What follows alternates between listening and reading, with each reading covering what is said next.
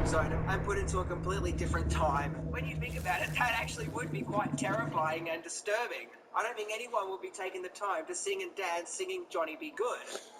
And so, in short, with Stoltz, there was just no focus on the laughs. And when you think about it, this approach would have made Back to the Future a completely different movie to the one we got. One that was way more serious, with a lot less laughs, and possibly one that's really somber too. Apparently Stoltz was a method actor on set, hence that story we all know when he was really shoving Biff actor Thomas F. Wilson for real, which caused him to get really pissed off with Stoltz. But his method acting was so hardcore, he instructed everyone on the set to not call him by his real name, but instead to call him Marty. So he was really going all out and had his heart invested in this part. But Zemeckis just couldn't take it anymore.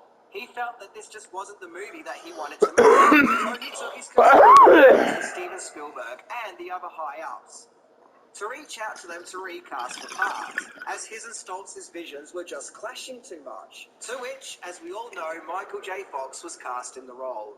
It is, in my way of thinking, the actor's nightmare to start a project and for something to happen and to have to leave it under whatever circumstance. I wouldn't want that to happen to me. As I talked to Steven and Bob Zemeckis and whatnot, I found it very beautiful to me, and they were very compassionate and very understanding in the way that they dealt with him. Now this begs to ask, Stoltz's version of this film. Well, Gale and Robert Zemeckis claimed that scenes with Stoltz were only filmed over a matter of weeks, like as in 3 weeks or so. But over the years, there have been more and more evidence to suggest that quite a lot of the movie was actually filmed with Stoltz in the role of Marty McFly. Going back to Biff actor Thomas F. Wilson, he said that they were so late into the filming when he got replaced, it was at the stage when they were asking each other what they were doing after the shoot. And Christopher Lloyd referred to the announcements of Stoltz leaving the production as a wake at a funeral. Yeah, that's not something you say about someone you've only worked with for a couple of weeks. And not only that, more and more set photos are being unearthed of scenes being shot with Stoltz. In fact, so much was filmed with Stoltz. In a lot of scenes where we see characters talking to Marty in the final film, the actors were actually talking to Stoltz, but footage of Fox reacting to them was the film in post. And Stoltz apparently is still in the movie. He is supposedly driving the car in some scenes at Twin Pines Mall, and it's his hand which supposedly punches Biff in the diner scene. When... Yeah. Go in there, don't go in there.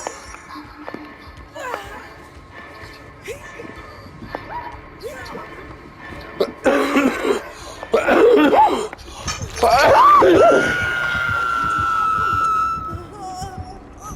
Back to the Future was released on Blu-ray, some scenes with Stoltz was released without any audio to give us a taste of what Back to the Future could be. And Bob Gale supposedly said that one day, all the Stoltz footage will be released with complete audio. But who knows? We'll just have to wait and see if we'll ever see this Eric Stoltz cut. Interestingly, the change in Marty also led to a change in Jennifer as well, as originally an actress called Melora Hardin was cast in the part, and the popular explanation of her being recast is that when Stoltz was replacing Fox, Melora Hardin was too tall compared to Fox, so she was replaced by Claudia Wells, who, as we all know, has amazing chemistry with Fox. But regardless of all this, the proof is in the pudding. Michael J. Fox was definitely the guy to play Marty. Heck, he was the He is When Marty finds himself in 1952, he doesn't use the age of his when he bumps into his parents who are also teenagers. And originally Marty's mum wasn't called Ray, but Eileen. When Marty meets up with Rob, he tells Marty that he got the vision of a pastry master after a girl hit him on the head with a bottle at a party, unlike the film where it was falling down while hanging the clock. I read somewhere that at one stage in one of the early scripts, now while Marty was stuck in the 50s, he didn't stay at Doc's mansion, but the Bates household. Marty has to set up his parents and the high school dance, which originally wasn't called the Enchantment Under the Sea dance, but rather Springtime in Paris. As Marty doesn't just perform Johnny Be Good, but also Rock Around the Clock. Upon returning to 1982 from 1952, things had changed as we had seen in the film, but this time George McFly had grown up to be a boxer. I guess he really got carried away after knocking out Biff. Also, the 1982 that Marty returns to is a futuristic world with flying cars, like what we see in Part 2. But on a really bleak note, after performing at the Enchantment of the Sea dance, or in this case, Springtime in Paris, Marty actually deleted Rock and Roll from Time, because the audience and band that he played with disliked it so much, causing it to never happen. So the new world of 1982 is mainly listening to mambo music. Hey, I like mambo music, but seriously? There was no rock? Yeah, thanks a lot, Marty. It's here we get to the most notorious change. The one that everyone knows now, and no doubt thinks was probably changed for the best. And that's how Marty gets home. In the early scripts, they couldn't have Marty drive the car while generating energy from a lightning bolt that hits the clock tower, as at that stage, the time machine wasn't a car, but a refrigerator. So there was a plot where Doc and Marty travel to a nuclear testing site in the middle of the desert, where Doc concludes that the energy from the nuclear blast will be enough to power up the time machine and send Marty back to 1982, which is what happens in the script. And yes, although this scene didn't make it in Back to the Future, the notion of this scene was recycled for Indiana Jones and the Kingdom of the Crystal Skull, and thus the term nuking the fridge was invented.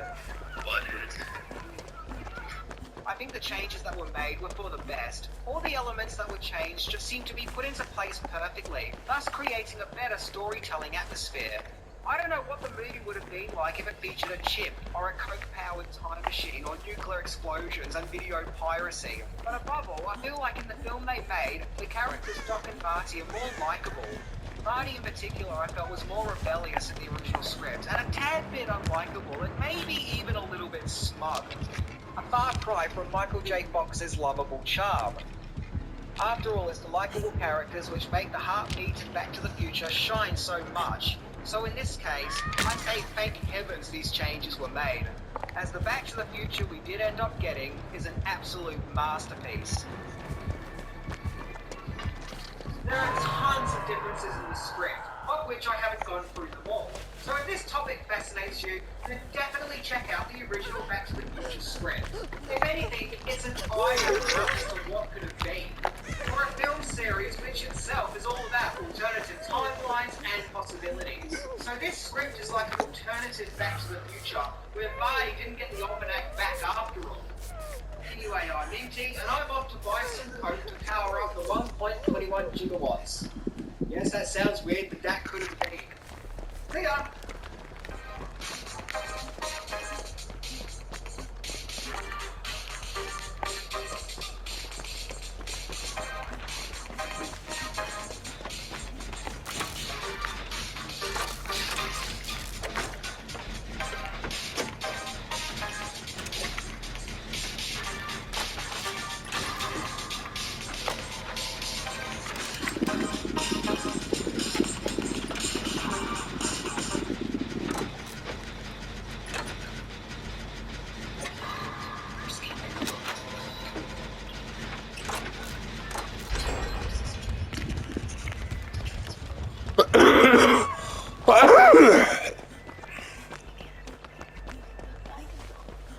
Yeah, and then there was the custom title.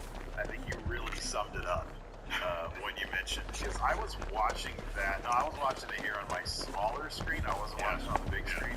I suspect if I were to play it back on the big screen, it would look as unreal. Yeah, because they unveiled it, and I was expecting something graphically different, and I didn't know there was anything that different. They supposed to run it.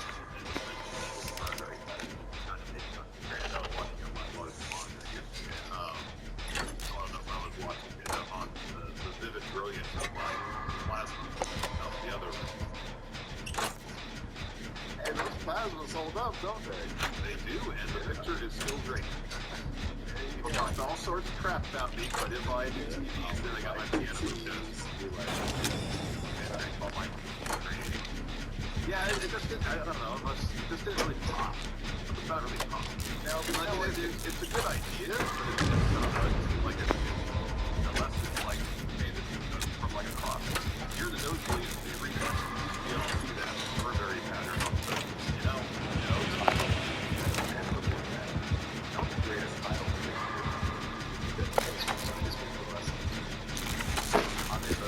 Goldust. Oh yeah, with the gold set.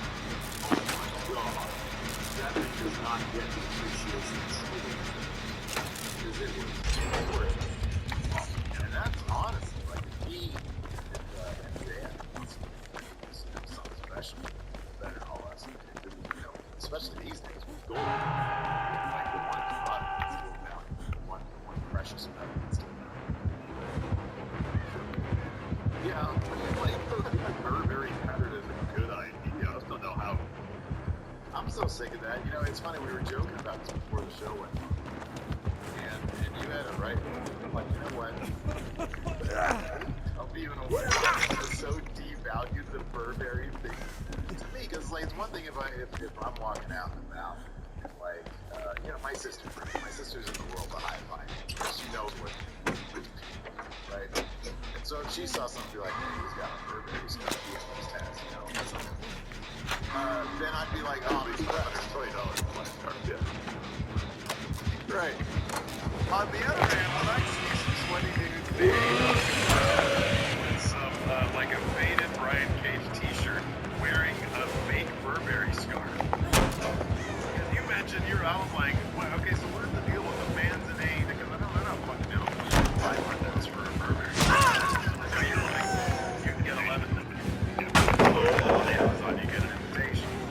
And like, you see somebody with a faded Brian Cage shirt wearing a Burberry scarf. I'm sorry it devalues your Burberry. I've got bad news for you. Oh yeah, the nuts. Yeah, even if it had a Burberry, even if it was bright as day, I'd still be like, get that for $11 on me. The eventual replica title that you'll be able to buy at Target, because MJF has had that belt for probably about a year. I'm still not entirely sure how. Like, would they be able to sell a replica title of the Burberry? Probably. Maybe they make a fake one? Where's the trademark line? Maybe help this out. So I'm guessing MJF has a real Burberry thing. Maybe they really didn't go all in with the Burberry shirt. Well, for that reason, that might be a trademark pattern. They would have to work some sort of deal and they couldn't use it on the belt. So they just kind of did like, they did kind of more. Like it's like that sounds like a song.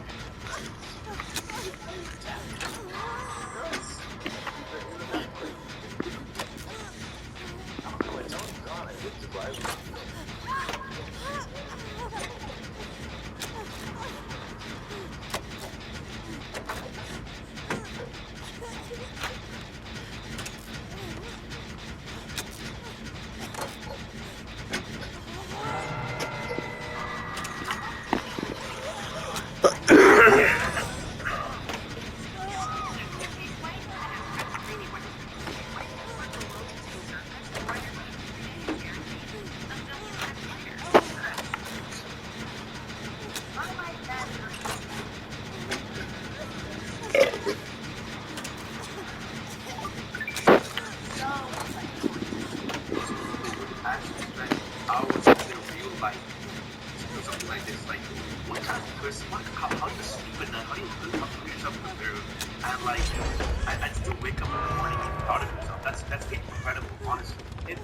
This situation is like nothing we've ever seen before.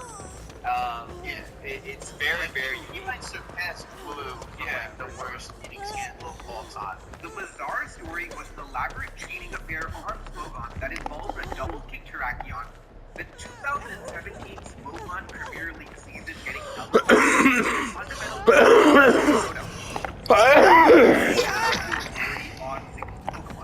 games are played on Pokemon Showdown, a battling simulator where the in-game battles are rotated perfectly. Breeding Pokemon is extremely time-consuming and tedious, and using a simulator lets you skip that and focus on the actual battling part of competitive Pokemon. In 2017, Bazaar was having an unusually good year in Pokemon Premier League, one of the more elite tournaments where you play on a team with other players in a variety of different formats like Gen 1 or Gen 7. In competitive singles Pokemon tournament, it is player versus player, and people often build new teams for each match, which takes place once a week. Teams are not split, and it means the prize factor is important, and it can make or break a game. Busting out a new team tactic or idea can change the game completely, and most of the best people preparing a team is different from other tournaments like BGC, where you have to submit your team beforehand. This is different from playing in-game, where you can look up the Elite Four's Pokemon. You can't simply look up your opponent's team when it's another human being who's also making decisions about what team to bring. You can prepare for opponents by looking up their past games and what Pokemon they like to use and how they like to play, but that's about it. But what was unusual about the season was the way Mazar was winning. It almost felt like every game he was having the perfect team for each matchup. This isn't necessarily a big deal. People get good team matchups all the time. Maybe they have a good grasp of the trends of the metagame. Maybe they really analyzed their opponent's tendencies and found a pattern they could act on. Maybe they just got lucky. A good matchup can be explained just by the variance that is innate to Pokemon and team building. But for Mazar, it was happening really often.